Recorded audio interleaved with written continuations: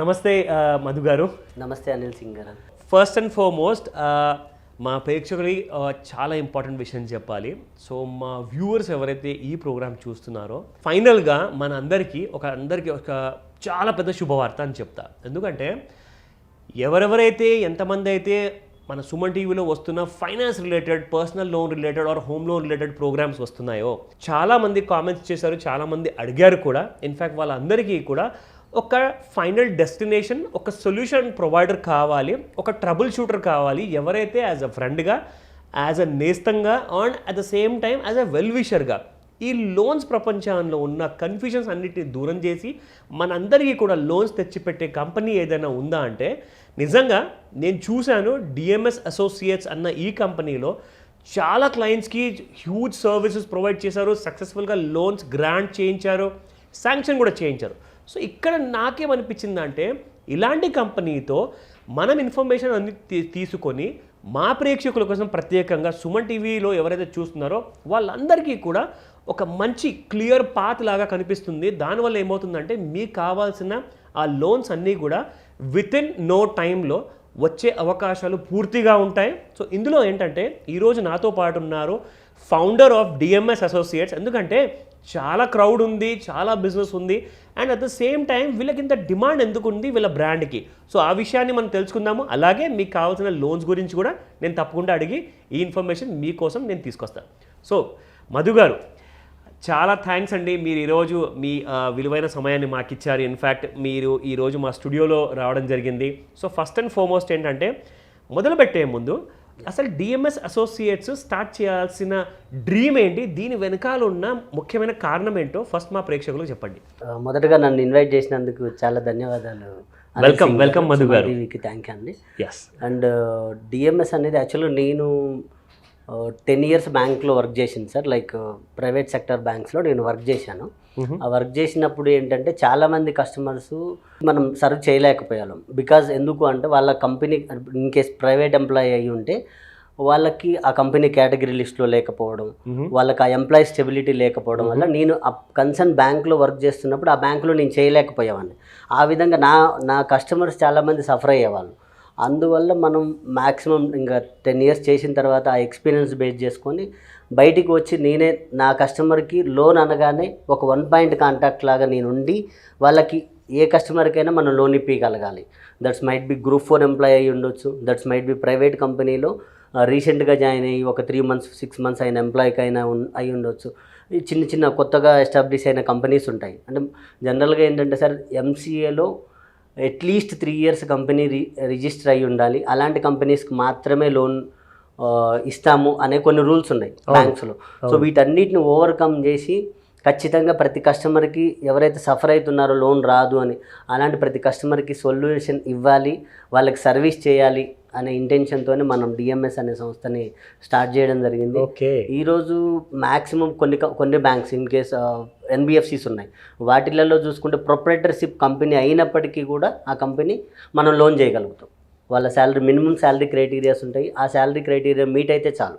కొన్ని banks like 30,000 above salary అంటారు, కొన్ని బ్యాంక్స్ 20,000 అబోవ్ శాలరీ ఉన్నా సరిపోతుంది అంటారు. సరే whatever 20,000 minimum salary, 20,000 or above salary ఉంటే చాలు మనకి. మనం ఖచ్చితంగా ఆ కస్టమర్కి లోన్ అనేది చేయించగలుగుతాము. వాళ్ళకి the best rate of interest కూడా మనం ఆఫర్ చేయగలుగుతాం. మధు గారు, ఇన్ఫ్యాక్ట్ నాకేమనిపిస్తుందంటే ఎవరైతే లోన్ తీసుకోవాలి అప్లికెంట్ ఉంటారో వాళ్ళ పల్స్ మీరు పట్టేశారు. ఎందుకంటే ఇది చాలా బ్యాంక్స్ ఆల్రెడీ బిజినెస్లో ఉన్నాయి, లోన్స్ ఇస్తున్నారు, కానీ పల్స్ అనేది వాళ్ళకి ఇప్పటిదాకా దొరకలేదండి. ఎందుకంటే అది పిఎస్యు బ్యాంక్స్ కానివ్వండి, ప్రైవేట్ బ్యాంక్సే కానివ్వండి, అదేంటంటే ఉద్యోగంలాగా అందరూ చేస్తారు. ఎలిజిబుల్ పర్సన్కి మొత్తం డాక్యుమెంట్స్ అన్ని సబ్మిట్ చేశాక కూడా చుక్కలు చూపించేలాగా రౌండ్స్ అన్ని చేయించేసేసి దాని తర్వాత ఇస్తారు. కానీ మీరేంటంటే కస్టమర్స్ కోసం వాళ్ళ దగ్గర ఉన్న ఆ పెయిన్ పాయింట్ గురించి మీరు గ్రహించారు. సో ఆ పెయిన్ పాయింట్ పైన పనిచేస్తే ఏమవుతుందంటే వాళ్ళకున్న ఆ కష్టాన్ని మీరు దూరం చేసిన వాళ్ళు అవుతారు. సో అంటే నిజంగా చెప్పాలి అంటే వాళ్ళ ఫ్యామిలీకి మీరు ఒక శ్రేయోభిలాషి. ఎందుకంటే సార్ ప్రతి ప్రాబ్లం డబ్బుతో కూడిపడి ఉందండి, అండ్ డబ్బుతోనే ముడిపడి ఉంది. సో కాబట్టి అలాంటి క్రైసిస్లో మీలాంటి వారు తప్పకుండా ఈ లోన్స్ ఇప్పించేసేసి బ్యాంక్స్లో మీరు హెల్ప్ చేస్తున్నారంటే ఇట్స్ అ గ్రేట్ వర్క్ నిజంగా చెప్పాలంటే. ఒక వైపుగా చూసుకుంటే మీరు ఒక సోషల్ వర్క్ కూడా చేస్తున్నారు. Thank you so much. So నాకు ఇక్కడ అతి ముఖ్యమైన విషయము మా ప్రేక్షకుల వాళ్ళకు కూడా కావాల్సిన ఫుల్ డీటెయిల్స్ ఈ విషయం ఏంటంటే అన్సెక్యూర్డ్ లోన్స్ అంటేనే బ్యాంక్స్ ఎప్పుడు వెనకడుగు వేస్తారు. ఇందులో ప్రాబ్లం ఏంటంటే ఎందుకంటే తీసుకున్న వాళ్ళు ఒక 6 నెలలు కూడా సరిగా కట్టరండి, వాళ్ళ అడ్రస్లు మార్చేసేసి వెళ్ళిపోవడం జరుగుతుంది, లేదంటే కంప్లీట్గా అబ్స్కాండింగ్ ఉంటారు. సో అలాంటి వాళ్ళ వల్ల ప్రాబ్లమ్స్ ఎక్కువ పెరుగుతున్నాయని చెప్పేసి ఆర్బీఐ ఆదేశాల ప్రకారంగా కొన్ని కొత్త రూల్స్ని ఫ్రేమ్ చేశారు, కంప్లయన్సెస్ని మార్చారు. సో ఇవన్నీ ఉండడం వల్ల ఏమవుతుందంటే అన్సెక్యూర్డ్ లోన్స్ అందాల్సిన వాళ్ళకి కరెక్ట్గా ఎవరైతే జెన్యున్గా తిరిగి కట్టేవాడు ఉన్నాడో వాళ్ళకి అసలు అందట్లా. సో ఈ విషయంలో పర్సనల్ లోన్ విషయంలో డిఎంఎస్ అసోసియేట్స్ ఎలాంటి రోల్ ప్లే చేస్తుంది మీరు నాకు చెప్పండి. Sure sir. యాక్చువల్గా ఏంటంటే సార్ అన్సెక్యూర్డ్ లోన్స్ అనేది యాక్చువల్గా చాలామంది కస్టమర్స్ ఫీల్ అయ్యేది, చాలామంది క్లయింట్స్ ఫీల్ అయ్యేది ఏంటంటే నాకు ఇంతే లోన్ అమౌంట్ వస్తుంది, నాకు 30 lakhs ఇస్తుంది ఈ బ్యాంకు, నాకు ఒకవేళ 3 lakhs శాలరీ ఉన్నా 2 lakhs శాలరీ ఉన్నా నాకు ఒక 30 lakhs 50 lakhs ఇస్తుంది అనే ఒక ఫ్రేమ్లో ఫిక్స్ అయ్యింది ఇప్పటివరకు. బట్ ఏంటంటే సార్ యాక్చువల్గా ఆర్బీఐ నుంచి గైడ్లైన్స్ కానీ ప్రతి బ్యాంకు గైడ్లైన్స్ కానీ ఏంటంటే కస్టమర్ శాలరీ ఎంతైతే ఉందో, ఒక క్లయింట్ శాలరీ ఎంతైతే ఉందో అందులో 75% ఆఫ్ ది శాలరీ వరకు ఈఎంఐస్ వెళ్ళొచ్చు అనేది ఒక ఫైర్ క్యాలిక్యులేషన్ ఉంది. సో ఆ క్యాలిక్యులేషన్ బేస్ చేసుకొని ఇప్పుడు చాలా వరకు బ్యాంక్స్ ఏంటంటే మీరు ఎంతైనా లోన్ తీసుకోండి, బట్ ఓవరాల్ ఫైర్ అనేది 75% ఆర్ 70% క్రాస్ అవ్వద్దు. ఇంకొన్ని బ్యాంక్స్ 80% వరకు కూడా ఉన్నాయి, దట్ ఈస్ డిఫరెంట్. బట్ 70-75% అనేది on and average FOIR calculation. So for example 2 lakhs salary ఉన్న క్లయింట్కి maximum loan amount eligibility 30 lakhs అన్నది ఒక బ్యాంకు. బట్ అతనికి ఫైర్ చూసుకుంటే 3 lakhs తీసుకున్న అతనికి on and average 5-6 years tenure తీసుకుంటే మనకి మ్యాక్స్ ఈఎంఐ 60,000 లోపే అయిపోతుంది. బట్ అతనికి ఫైర్ క్యాలిక్యులేషన్ 70% వేసుకుంటే 1,40,000 వరకు ఆయనకి ఈఎంఐ పేయింగ్ కెపాసిటీ ఉంది. సో అలాంటప్పుడు మనం ఏం చేయొచ్చు అంటే ఒక 2-3 మల్టిపుల్ బ్యాంక్స్లో 1,40,000 క్రాస్ అవ్వకుండా, ఫైర్ క్రాస్ అవ్వకుండా 2-3 బ్యాంక్స్లో మల్టిపుల్గా కూడా మనం అలా కూడా హెల్ప్ చేయొచ్చు. ఇబ్బంది లేదు. ఎందుకంటే ఇప్పుడు బ్యాంకు చూసేది ఒకటే, నీ శాలరీలో మోర్ దెన్ 70-75% ఈఎంఐ వెళ్ళిపోతుందా అనేది చూస్తుంది. అది ఆ బోర్డర్ మనం క్రాస్ అవ్వకుండా చేసుకోవచ్చు, ఇబ్బంది లేదు. ఎందుకంటే వాళ్ళ ఫైనాన్స్ రిక్వైర్మెంట్ ఇప్పుడు వాళ్ళకి ప్రాపర్టీ లేదు, వాళ్ళకి పేయింగ్ కెపాసిటీ ఉంది, అగ్రికల్చర్ ఇన్కమ్ ఉండొచ్చు, వాళ్ళ ఫాదర్ పెన్షన్ అనేది మంచిగా ఉండొచ్చు. సో ఇలాంటి సినారియోలో వాళ్ళకి పేయింగ్ కెపాసిటీ ఉంది, వాళ్ళకి 70-75% పోయినా వాళ్ళు రిలాక్స్గా ఉండగలుగుతారు అన్న వాళ్ళకి మనం 100% సొల్యూషన్ అనేది అన్సెక్యూర్డ్ లోన్స్లో వాళ్ళు అడిగిన అమౌంట్కి మనం ఇవ్వగలుగుతాం. అదైతే ఇబ్బంది లేదు. మన ఎపిసోడ్ ఫినిష్ చేసే ముందు చాలా ముఖ్యమైన ఇంపార్టెంట్ ప్రశ్న అండి. ఇదేంటంటే last but not the least, చాలా ప్రైవేట్ ఎంప్లాయీస్ ఎవరైతే ఉంటారో వాళ్ళ కంపెనీస్ బ్యాంక్స్లో లిస్ట్ అయి ఉండవు. ఎగ్జాక్ట్లీ. సో అలాంటి చిన్న చిన్న ఉద్యోగాలు చేసే వాళ్ళకి ఒకవేళ వాళ్ళకి బ్యాంకులో శాలరీ పడినా పిఎఫ్ కట్ అవ్వదు. అవునండి. సో అలాంటప్పుడు చాలామంది ఇబ్బంది ఏం పడుతున్నారంటే అంటే వాళ్ళకు కాస్త క్రెడిట్ స్కోర్ దెబ్బతింది, అది బిలో 700 600 500 ఉంది. సో దాన్ని ఇంప్రూవ్ చేసుకున్నంత వరకు మళ్ళీ కొత్త లోన్స్ రావు. ఇది ఎక్కడ వరకు నిజము, అండ్ దీనికి ఒకవేళ ప్రాబ్లం ఫేస్ చేస్తే మీరు ఎలాంటి హెల్ప్ చేయగలుగుతారు? Exactly sir. నేను మీకు ఇందాక ఒక ఫస్ట్ నేను మీకు చెప్పినప్పుడు కొన్ని ఎన్బిఎఫ్సిస్ ఉన్నాయండి. సో పర్టికులర్ క్లయింట్కి శాలరీ పిఎఫ్ లేకపోయినప్పటికీ కూడా మనం కొన్ని ఎన్బిఎఫ్సిస్ ఉన్నాయి మన దగ్గర solutions. We are there with almost 15-20 బ్యాంక్స్తో మనం ఉన్నాము.